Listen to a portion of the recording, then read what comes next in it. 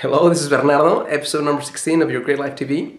And today is a portion of the week called Ask Bernardo, where I get to answer a question that's been asked, where I go out and search for questions that people in masses are asking and get you an answer. The question for this week is, why does motivation suck? Most people phrase it differently. Most people say, why is this result not happening for me, or why can't I get myself motivated for a long period of time?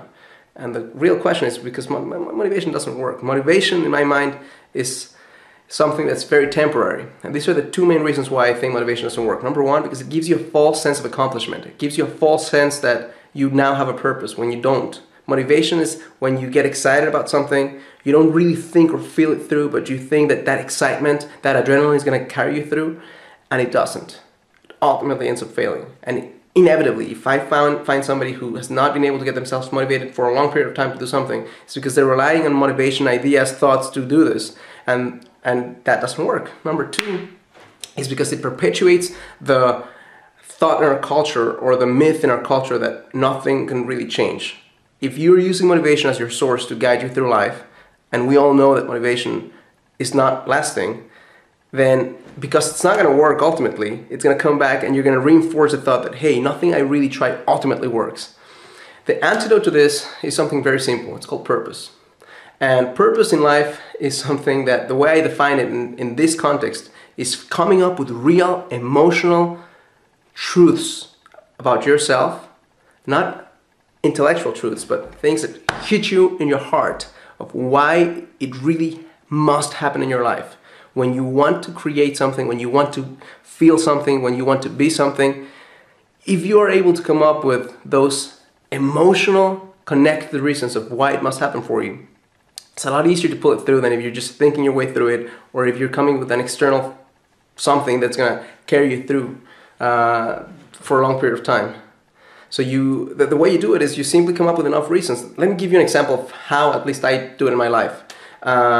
Doing something like this, doing this blog, and I've been doing it for the last 2.5 months right now. It's pretty new for me, but I've applied this many times throughout my life, so this is not new for me.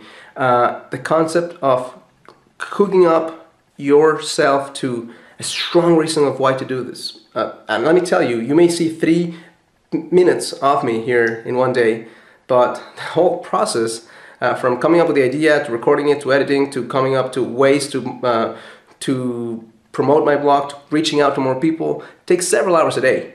And when I finish at 2 in the morning and I have to wake up at 5:30 to exercise, because I believe in exercising, it's easy for me to say, you know what, this is not, if I'm relying on motivation to do it, it's not going to last. I connect back to that time in my life when, at an early age, after I was in somebody else's seminar, somebody saw me dancing with real excitement and came to me at the end and said, you know what, I had a leg operation couple years ago, and I thought that I was never going to be able to go back dancing. And for the first time in 2 years, I'm dancing again thanks to you. And I know it wasn't me.